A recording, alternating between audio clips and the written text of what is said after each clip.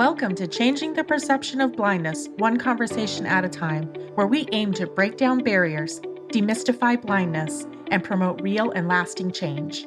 Join host David Steinmetz as he connects us with professionals who are making a positive impact in the community. These leaders help empower individuals who are blind or have other disabilities to live a full and inclusive life. Let's lean in as David kicks off today's conversation. Hey, good afternoon, and welcome to this episode of Changing the Perception of Blindness, one conversation at a time. I'm your host, David Steinmetz. This show is really designed to connect with business leaders, thought leaders, and people, professionals in the community who are making a difference in the lives of people who are blind, visually impaired, so that they can live a full and inclusive life in the community. I'm really excited for today's show. I have my special guest, Ken Meeker, on today. Ken is a certified professional coach.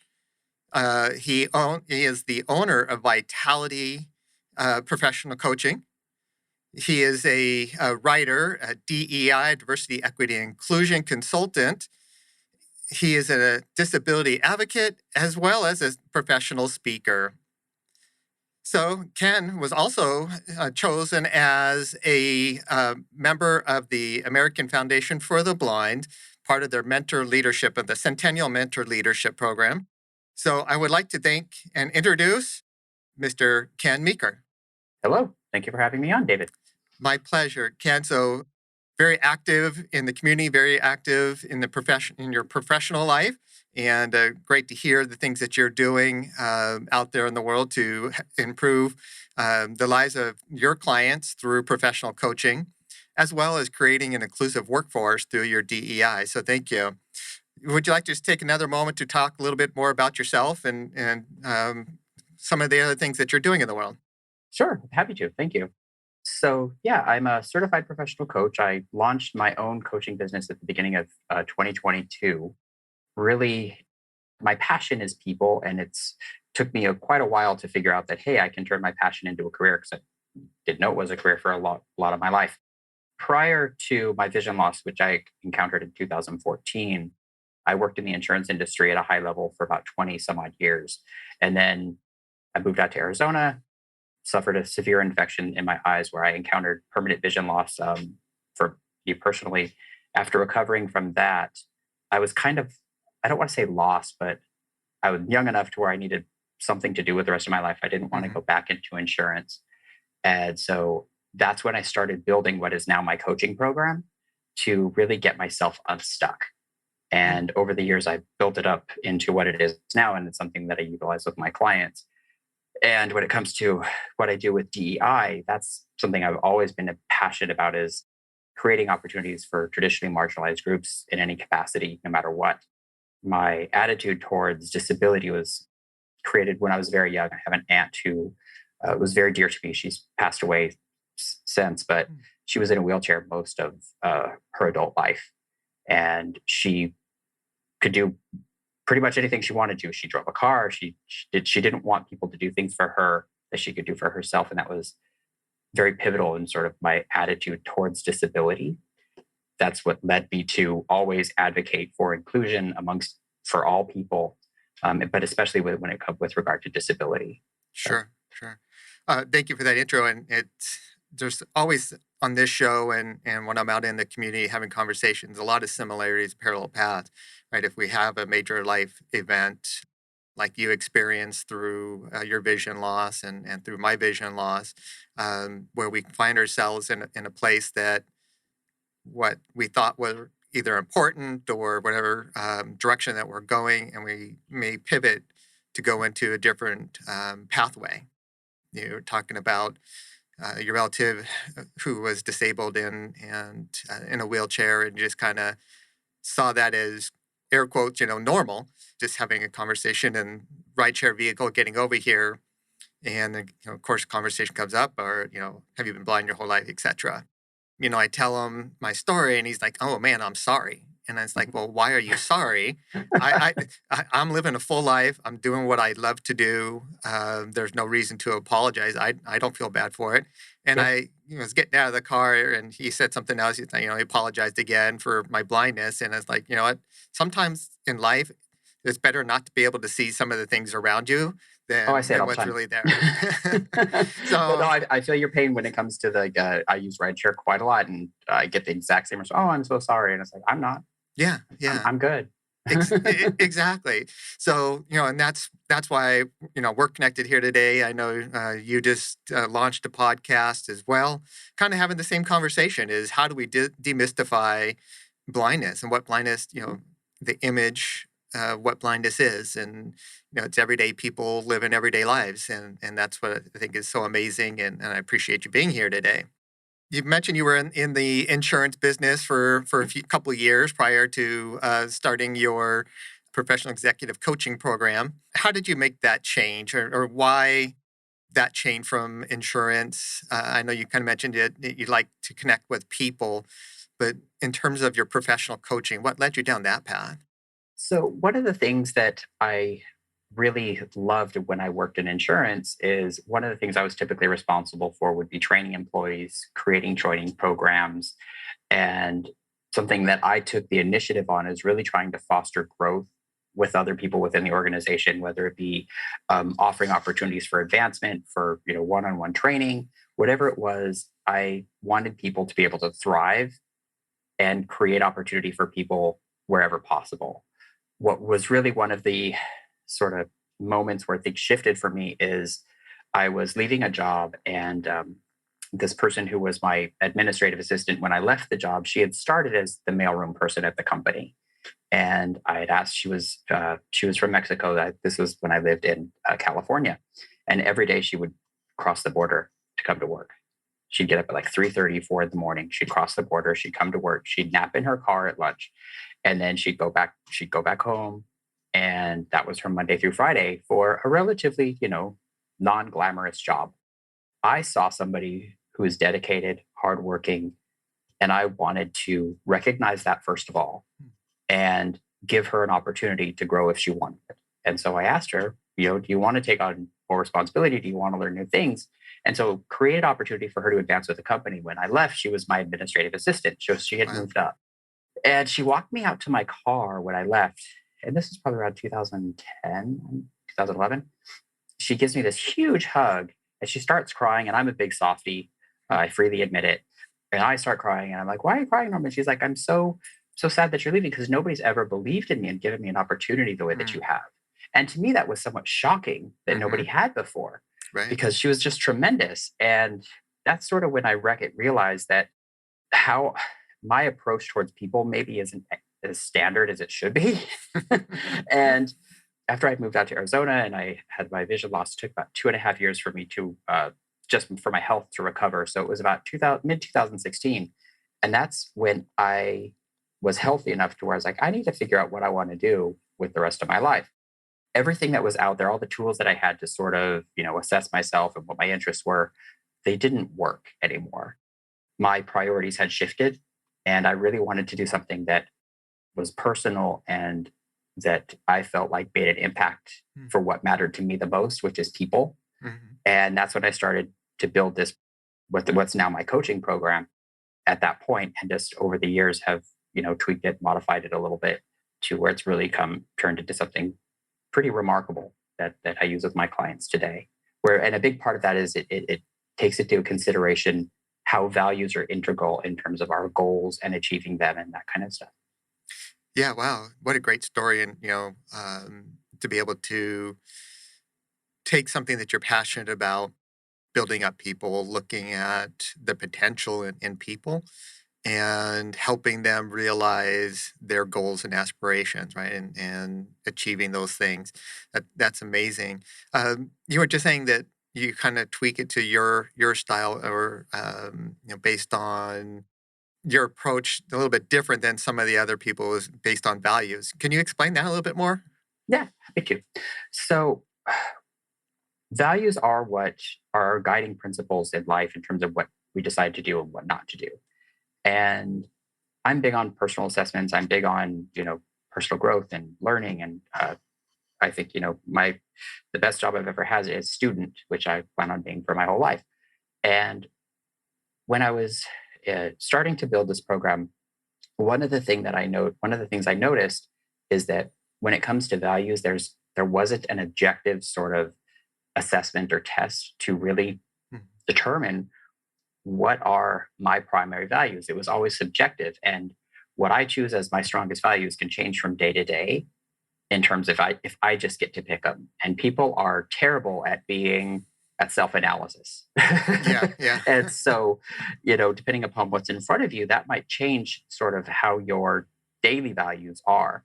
But when you step back in the bigger picture, your values don't change a whole lot. They can shift over your lifetime, but they don't switch. Your core values don't switch from day to day. Mhm. And I wanted something that would help me to really figure out what my core values were on a very deep level. And that's when I started building what is it's an assessment that I've created that incorporates a concept called common cause, which is a communication technique, but it's an external communication technique about under if you want effective communication, you have to speak to somebody's values. And I'm just really, really giving a Cliff Notes version of what it is. Sure. And I sort of flipped that and made it apply to us internally.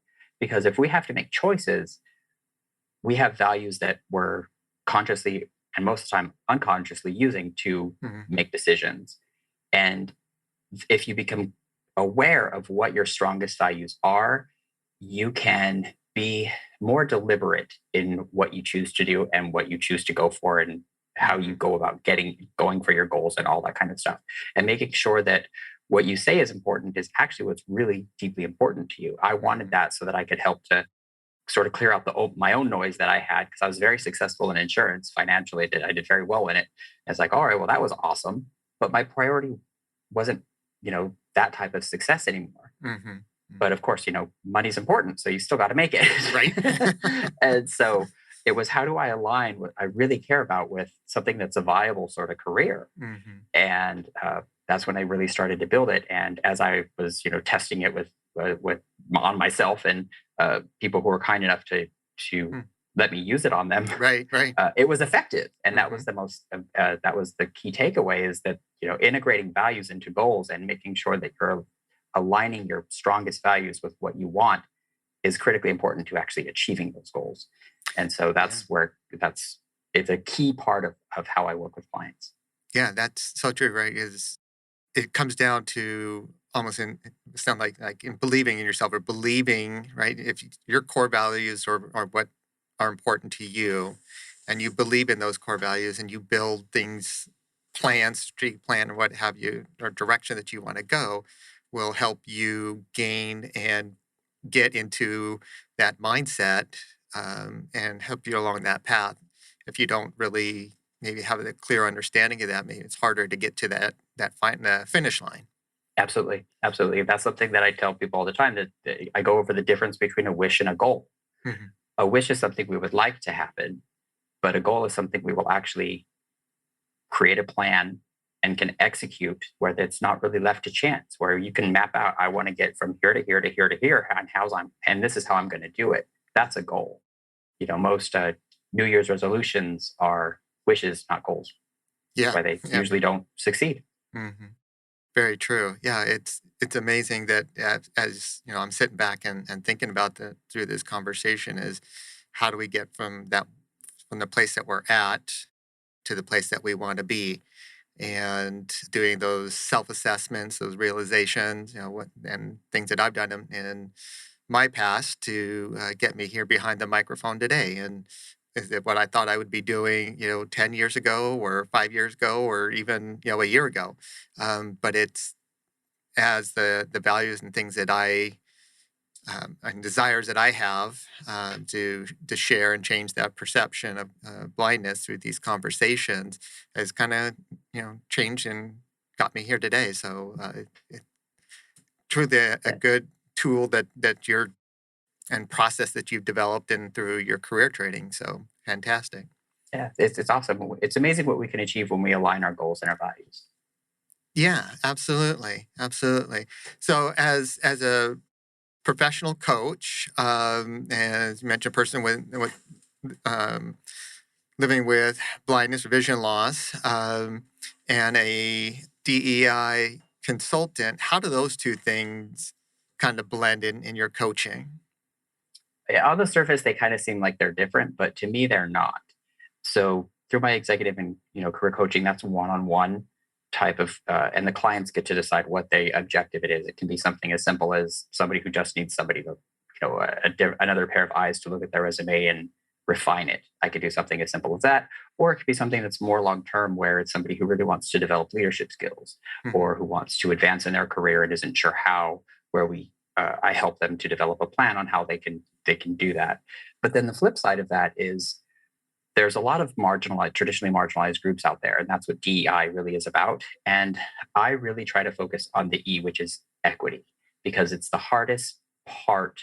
Any DEI initiative is, how do you develop equity? How do you get uh, the people within an organization to really feel not just that they're there, that they have a spot, but that they have the tools and they're empowered to thrive within their position. And so I like to there's an analogy I like to use where, imagine an organization as having a luncheon or something like that. And so inclusion would be everyone's invited. Diversity would be if the makeup of the people that's there is representative of either their community or society as a whole. Mhm.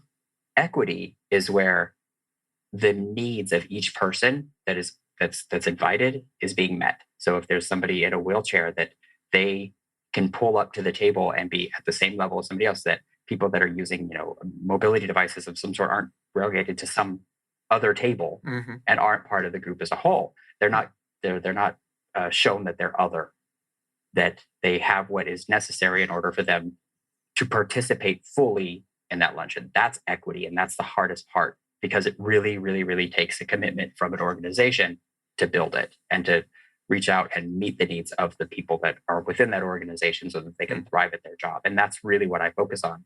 And when it comes to employment, the sad truth is that a lot of people living with a disability, whether it be blindness or something else, they encounter so many obstacles that often they gave up. And Mhm. sometimes I don't blame them, Mhm. because it can be very, very difficult to just, reach barrier and barrier and barrier. And you're like, well, why do I keep trying this it's just, they give up out of frustration. Right. And so by implementing DEI and specifically focusing on the equity aspect of it, that's where you create opportunities for more people to work and more people to thrive and reach their potential, which is really what the core of what I do is helping people to thrive and not just reach the potential, but for them to see it and to understand it and recognize it and say, yeah, I can be this or that, and not not think that they're not capable. Mhm. And to empower, and part of it when it comes to, the advocacy work is empowering people to understand that sometimes you're going to encounter roadblocks. Yes, it happens. But if you're empowered with the knowledge and the ability to advocate for yourself, you can get over that stuff. And if you are truly the most qualified person for a job, disability or not, you need to walk into that interview or roll into that. However you get there, you need to Mhm. get to that interview, Mhm. and you need to show that and demonstrate that. That's what's going to get you the job.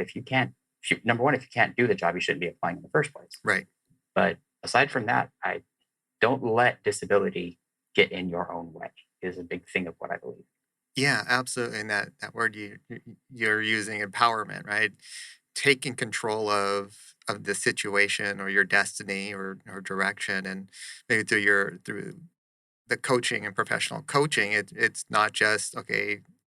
I imagine just not looking at a resume or going in, but it's the confidence and understanding, as you were talking about your values, your skills, and how you incorporate all those things together to walk in as a confident candidate, demonstrate the skill sets that you have to achieve the job. Absolutely. Yeah, Absolutely. and A big part of working with, especially with people that have had long career breaks, mhm, and sometimes it can certainly disability is a huge part of that. I encountered it myself, mhm, and I've worked in that sector as well. But then there's people like if somebody has a long employment break due to maybe they had a child mhm, or they were caring for a loved one. Who knows? Anytime that there's this long employment break, there's so much anxiety associated with that person going back to work and overcoming that. And it's even more so when somebody encounters disability because there's a confidence issue that's broken, mhm, and helping people to recognize that they're the same person, just how they do things is different. Yep. And building up that confidence that they're not any less than just because they have to do something differently is probably one of the biggest parts of, when anytime I'm lucky enough to work with somebody who has a disability. I like it because nothing is better than that moment when somebody recognizes that they are just as capable as they've always been. Mm-hmm. Yeah, I think that's so true. And whether it's a disability, visual impairment, and when I'm talking to large groups, and often we'll just ask them to close their eyes and and say, are you still a husband or a wife? Are you still a partner? Whatever category you fit into doesn't change because you can't see what's in front of you. Mhm. And it's understanding that and saying that, like I said, you just have to do things a little bit different. You're still the same person. What defines you is what you do with your talents and skills, not necessarily a disability or whatever barrier in life that you may have. Mhm. And I think sometimes it's hard when you're faced with all this negative noise, I guess, out there, to be able to get past that part of it. Yeah, that's one of the reasons that I started my new podcast, which is it's called Dissing My Ability, and I have candid conversations with people with all different types of disabilities. We're just on to episode 3 that came out this week, and the one that came out this week, I'm actually interviewing a very close friend of mine. We've been friends for over 30 years, and she was diagnosed with MS a few years ago. She just talks about her journey through it, and really it's about removing that sense of shame that a lot of people with a disability have, that feeling of otherness, Mm-hmm. or that they don't necessarily belong. The podcast is really designed to where, if I know I felt alone in my disability when it first happened, and I had a tremendous support system, and I know a lot of people don't have that. It's really designed for, I want people to hear it and be like, you know what I'm going through, I'm not alone, and have like a lifeline to where, there's a light on the other side. Yes, it's a journey. I've had a ton of therapy. Use your resources. Yeah. But it can get better, and you should not feel any sense of shame in who you are. Mm-hmm. You're a perfect human just as you are, and you don't need to try to hide that, because that damages you, and that's no way to go, especially to go into a job feeling a sense of shame and hiding, because Right. people always tend to assume the worst. Mm-hmm. Don't let them do that. Right. Oh, good point. And whether it's, like I said, disability or other barriers to employment, all these things that happen, these experiences in your life, they all come out through, whether it's in a job interview or once you've landed a job or in a career, then all these experiences influence your day-to-day work life or your day-to-day personal life. So it's really kind of addressing and thinking about those things, going back to your values and looking at those and how those experiences, those values guide you through life. Absolutely. Yeah. Yeah. Are you living by your values? Because the truth is in the pudding. So, as they say, I think it's, do your actions match what you believe your values are? Because if they don't, then there's some sort of disconnect. Yeah. Yeah. And so if we're talking about diversity, equity, and inclusion. We're talking about disabilities and things. When you're working with an organization, what does that approach look like in talking in terms of integrating a DEI program to an employer? Where's the benefit to them? So I really try to focus on small business, because that's where I believe the greatest opportunity is in terms of growth for DEI. Most large companies, they have, HR departments. Some of them have even departments devoted just to DEI. And there's plenty of people already chasing that. There's not enough attention being given to, I think, small business owners, which is the majority of businesses in this country. And that's really where I think the greatest opportunity lies, because I really do believe people overall, by and large, are good, that they want to be inclusive, and that they care about other people. But when it comes to small business owners, and I'm generally speaking like 50 and fewer employees, they don't have HR departments. The owner is the HR department. Payroll, HR, They marketing, do the hiring. yeah. They do it all. And they're just trying to keep their business open. They're trying to keep the money coming in. And it's not that they don't care about this stuff. It's just that they have so many other things on their plate and that it may seem too big. They don't know how to do it. It might seem expensive. And so what I really try to do is scaling matters. And when it comes to something like DEI, scaling really matters because with a business that has 50 or fewer employees, you can get everyone into a room. And that's really where you start these initiatives is by having a conversation and getting it out in the open. What does inclusion mean in that organization? Why does it matter? Why does creating an environment that is inclusive for everybody within that business matter? From a business standpoint, there's a lot of advantages. When compared to their peers, businesses that have a more diverse and inclusive workforce, they perform better financially. They have lower turnover. They recruit better talent. They're more innovative. They perform better. The metrics are there on that aspect of it. Plus, it's just the right thing to do. Yeah, interesting that, I think as you were talking about mid to large size companies that are rolling out DEI programs and DEIA for accessibility at the end. Whereas the small business, do you think that there's a cost barrier or cost to do this to the organization? And you think that maybe that prevents also or contributes to them not doing a program? I think it's an assumption of cost. I don't think that there's I think the payoff is far greater than any cost that they're going to incur in terms of trying to implement it because they don't have, 50,000 employees across multiple continents where they're trying to roll it out because that takes years. You can get everybody in a room and everybody to buy into it. That's a heck of a lot easier. And when you can sit down and have those conversations, it doesn't require changing, massive policies and procedures. What it means is giving people that need a reasonable accommodation an avenue to do it. Putting those types of things in place. It doesn't require some major shift in terms of how they run their business. It does require a little bit of time. Let's look at the job descriptions that we have and make sure that we're not limiting who might apply to this because of some of the verbiage that we use. Things like that. It takes that, but those are not really expensive things to do because somebody could call me. They could be like, hey, this is something that I care about. What I'm going to charge somebody to go over those job descriptions and to go over that stuff is going to be a lot less than if they don't meet the needs of somebody who needs a reasonable accommodation. Yeah, and that person files a suit. And file something with the EEOC. I'm a lot cheaper than that. It's so true. It's amazing. And even as you mentioned, reasonable accommodations, they're not very expensive, right? I mean, no, in most cases, $500. Yeah, most cases, yeah.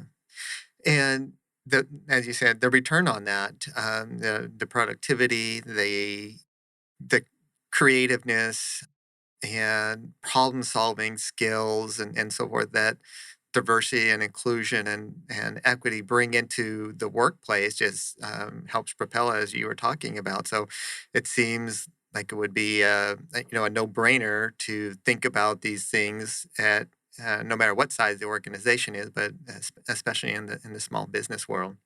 I think so. So in terms of small business or even in business in general, I know there's, the Americans with Disability Act and some other legislative laws surrounding employment. Don't those cover a DEI initiative, or is that different? Can you explain? I'm a little confused about it. So the ADA, which actually just celebrated its 30th anniversary, I think, is amazing and it's great. But really what that does is it sets the baseline for what qualifies as discrimination, and it incorporates the aspect of reasonable accommodations, how to file if you believe you've been discriminated against. It sets the baseline, and it's critically important, absolutely. But DEI is something that goes a step above that. I see DEI as more of a moral imperative, so to speak, to really create a place that attracts the most diverse number of people, that's inclusive to people, because from a business perspective, there's an advantage to doing that. I, as somebody with severe vision loss, have to problem solve differently than somebody who has normal vision. That is an advantage to a business because I'm going to think about solving problems in a different manner than somebody else. Right. That is a competitive advantage for a business. And the more you can implement that stuff, the more difference of ideas, the more different viewpoints you have towards solving problems and making a business run. That's why they're more innovative. That's why they perform better, is because it's not just this one way of thinking. That those businesses, even if they're successful, they don't tend to last a whole long time if they don't attract new ideas, new talent. And so there's that. But when it comes to like the ADA, that's really where reasonable accommodations really is the biggest thing that it added when it became law. And so I would say the ADA is a baseline of what businesses need to do legally. DEI is the right thing to do. Almost like should be part of a strategic initiative, Yeah. right? And in terms of hiring practices and employment law and things like that, the ADA kind of lays those guidelines out, but maybe the roadmap to achieving an inclusive workforce is that DEI program to Yeah. help. DEI helps, I mean, I don't want to bore anybody with with legal jargon about insurance and lawsuits and all that kind of stuff. But DEI, by implementing DEI, it really does protect your business in a lot of other ways that the ADA is not even intended to govern. By making sure that you are not that you're actively not trying to discriminate versus just passively doing it. By really reviewing your stuff and saying, what, maybe we are not including, a good friend of mine, she works for an electronics company. We'll use that as an example. She created the DEI initiative at the company she works for. And when reviewing all of the different job descriptions, they noticed that one of the reasons they don't have as many women applying to the engineering jobs is because that's the way that the job postings were listed. They didn't gravitate towards being inclusive to all people. They had terms, they had job requirements that were tended to swing male first. And so as soon as they made those changes, the number of people that applied to those jobs, and so the pool of people they had to pick from was greater. And that's really where it comes to. There's a strategic advantage to implementing this stuff for business. Yeah, that's amazing. The difference in the wording or phrasing of a job description, because most time I think about a DE&I initiative is this big monster, right, that we're going to take on and try and tackle, but it can start with just a simple review of a job announcement, job description. Yeah. And you're kind of on that road. Oftentimes I'll see in a job announcement, some of the minimum requirements is that to have a valid driver's license, but the job necessarily doesn't require. Doesn't but say there's no driving. Right. In the responsibility, it doesn't say you will take somebody or you will deliver XYZ, whatever it is. So it's like, why does the valid driver's license required here? I can still get from point A to point B. You hit the nail on the head. You hit the nail on the head with that. And that is very, very common for businesses. You must have a valid ID. You must have a valid driver's license. What people need to have is the legal ability to work in the United States and have a valid ID. Right. That's what they need, not a driver's license. It's a common thing, unfortunately, a lot. And what that does is I don't drive, you don't drive. So I won't apply to those jobs if I was looking for a job because I don't have a driver's license. Right. Yeah. I don't drive. Nobody wants me driving. Yeah, exactly. I hear you. And that's why, I look at these organizations, or I look at these initiatives, and I think it's not as hard as you may think it is. And taking small steps to broaden your talent pool seems like it would be a really good thing for an organization.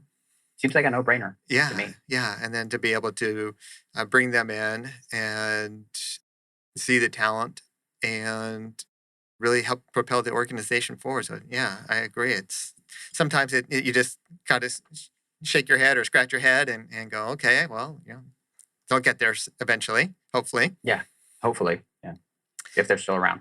Yeah, exactly. So when you're working with an organization and in your consulting business, and you're kind of first meeting with them, what does some of the conversation look like, or what are some of the strategies that besides the job description we were just talking about? Or I love the analogy of making sure that your luncheon is equitable to everybody. Everybody can show up, right, and participate.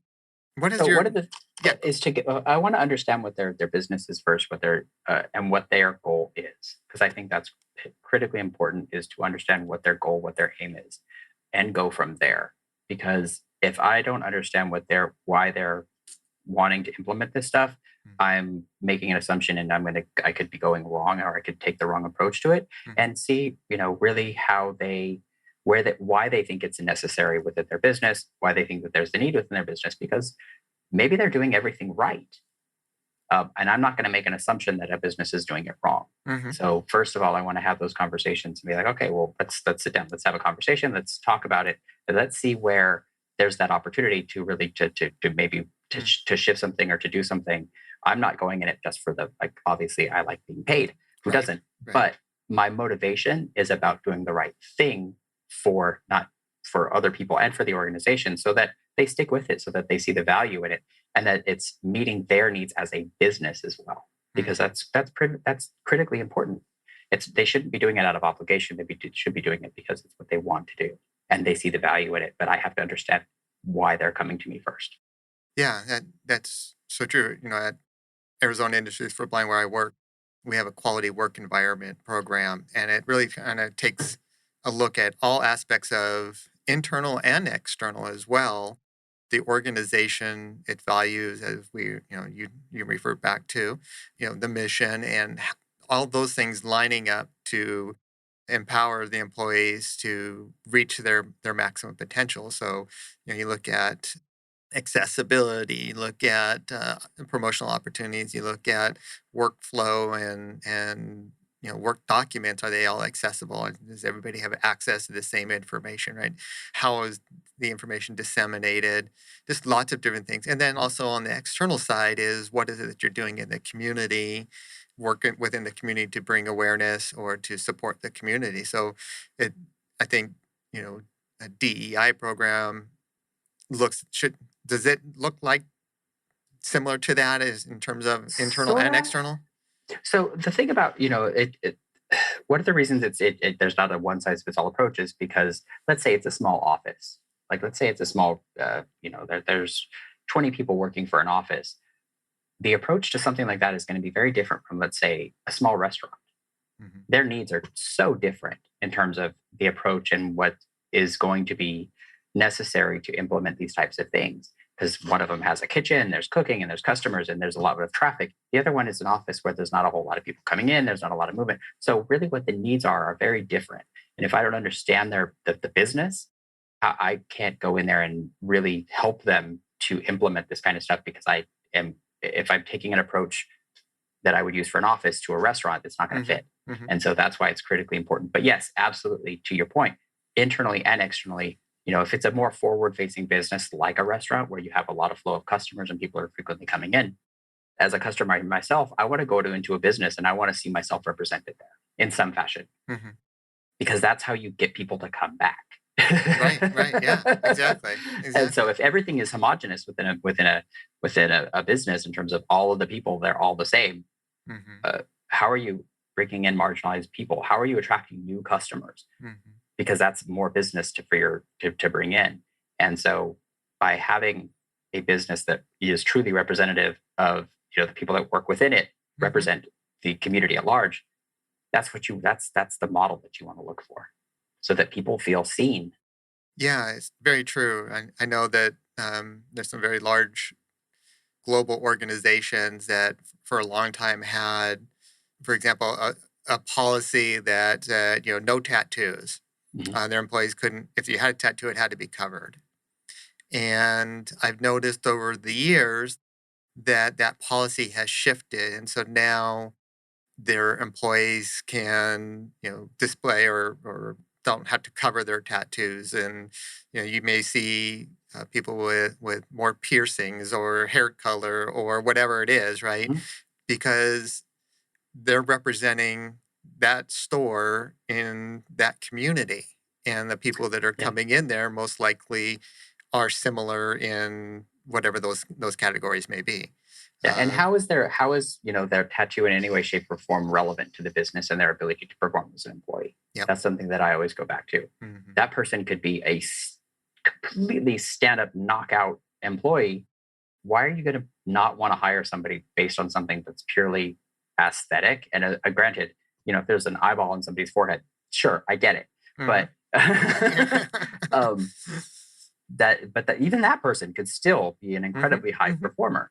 Look at the qualifications of somebody. Don't looking at something just on the very, very superficial surface level is a recipe for disaster. And that's also where you are more likely to see attorneys get involved. Right. Oh, I think on that topic, it really goes back to what the theme of the show is the perception that maybe somebody with a tattoo is whatever. Mhm. And somebody on the other side of the counter is going to be turned off, afraid, whatever it is, or make a judgment and not come into the store. So I just lost a customer because of that tattoo.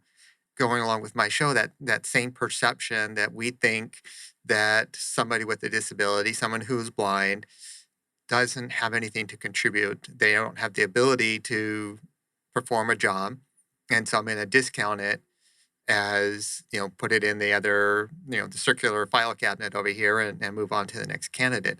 It's how to, whether it's in a work environment or in life, right, is how do we change that? How do we do that? And then through DEI initiatives and awareness campaigns and understanding that people with tattoos or people who are blind have the same We're people. capabilities. Yeah, and they're We're all people. yeah, exactly. And that's one of the biggest challenges and things that just makes me shake my head is why don't enough people understand that? I agree. I think a big part of it is so anytime I'm using my white cane, I know for a lot of blind and low vision people, using a cane is when they're first starting to can be sort of an obstacle for them. Mhm. It's like, well, people are going to stare. And yes, they're going to stare because you're probably the first blind person they've ever seen. You're Mhm. probably the first person they've ever seen who's using a cane. So there's a natural curiosity. Mhm. There's nothing wrong with that. It's an opportunity to teach, to to be like, hey, this is, what, I'm good in the dark anytime, no matter what, because I can use my cane. I can get around just fine. If the Mhm. power goes out, most people are screwed. I'm not. Yep. I Follow me. yeah, exactly. I'll be just fine. Mhm. So it's things like that. I think of my disability as my superpower, and I genuinely believe that Mhm. because it has changed my perspective and the way that I live my life in such a positive way that I wouldn't take it back even if I could, Mhm. because it has given me problem solving abilities that I didn't have before and a perspective that I didn't have before that I value and I think has made me a better person. Mhm. And so I never see disability in a negative light. Can it be difficult? Yes, it hurts when I run into a pole, Mhm. Yep. Yep. which does happen. But you know what? I shake it off and I move on. And that's just life. Everybody has stuff that for themselves that happens, Mhm. but recognizing and sort of getting to that other side of, what, the disability is only a disadvantage if you let it be. And I firmly believe that. And it takes time to get there. And it's a journey. Yes, like I said, I've had a lot of therapy to get me to this point, but it's possible. And I think when you come out the other side, you don't ever get over it, Mhm. but you do move through it and you get to a better place. And I think that's absolutely possible. And shaking off the shame, shaking off all of these sort Mhm. of, well, I can't do this. I don't believe in can't. I believe in shouldn't. I Right. shouldn't drive a car. There you go. I could, but I really shouldn't. I Right. believe in that because Mhm. don't put limits on yourself that are unnecessary, that are not necessary.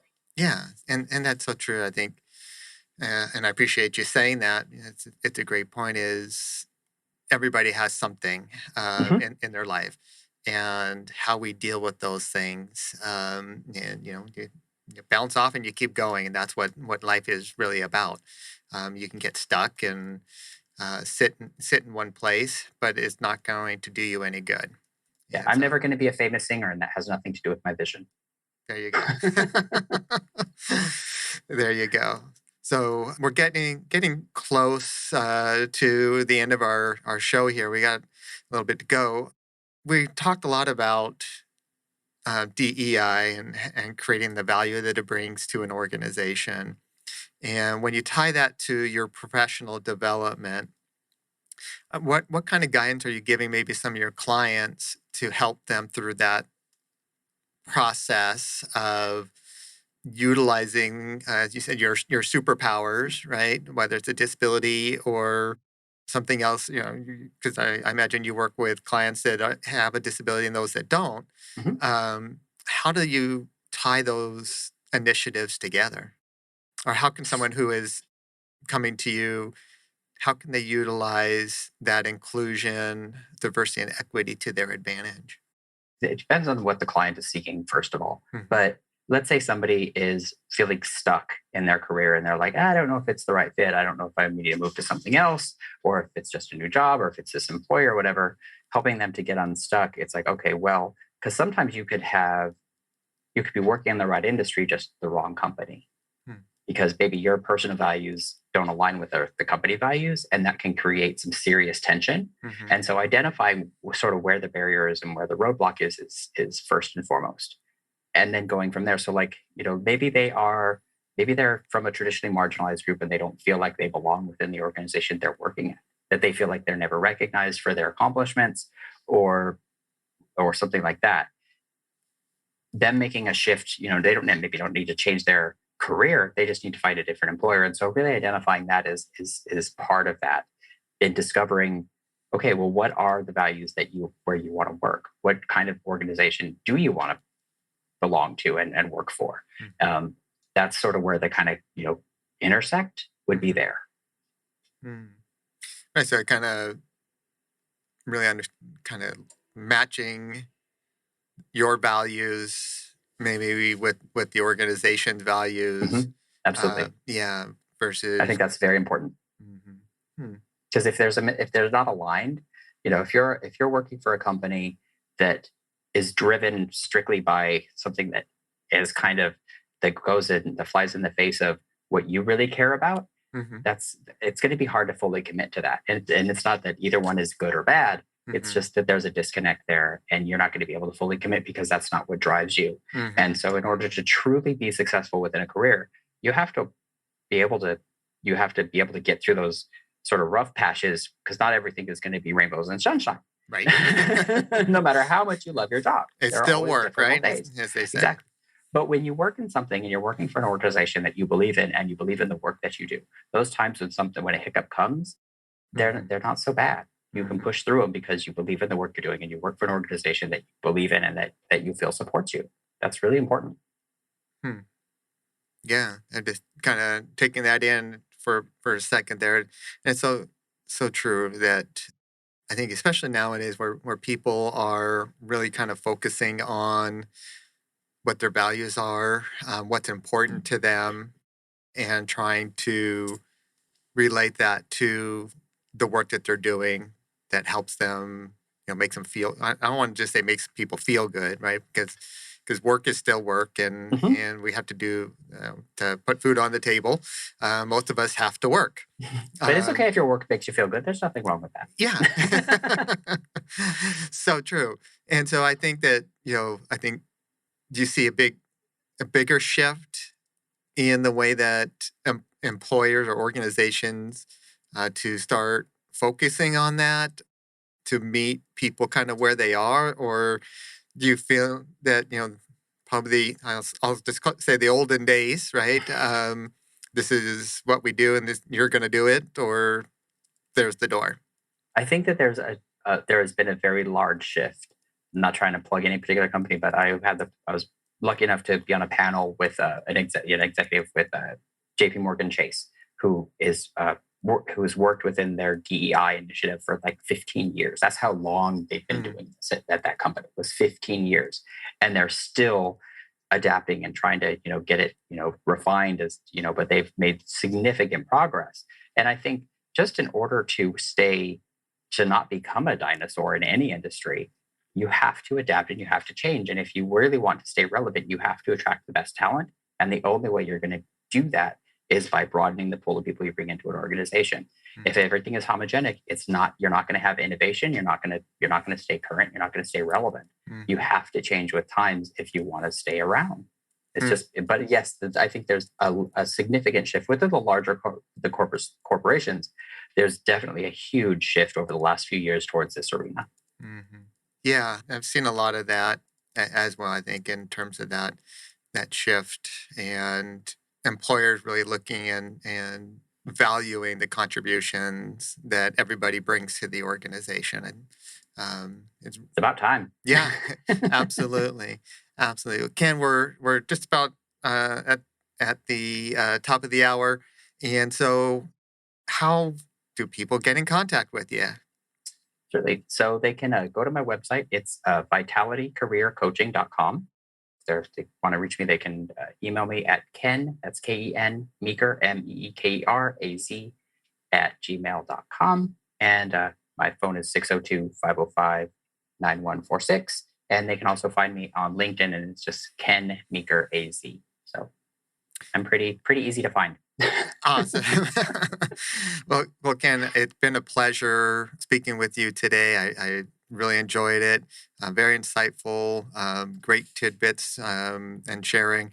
And I'm really appreciative of that. And I think it really follows the line of what my podcast radio show is doing, is really to change that perception of blindness and perception in any capacity, whether it's blindness or any others, and through having one conversation at a time. And I think it just continues to reinforce the fact that when it comes to blindness, that people who are blind with the right training, the right technology, and the right attitude can be successful and compete in the workplace. So thank you very much, Ken. Sure. Thank you. Thank you for listening to Changing the Perception of Blindness, One Conversation at a Time with your host, David Steinmetz. Be sure to subscribe to Changing the Perception of Blindness, One Conversation at a Time on your favorite podcast platform, and tune in live on Phoenix Business RadioX every third Friday at 1 p.m. We hope you feel inspired by today's conversation, and maybe we've even sparked a new idea or opportunity.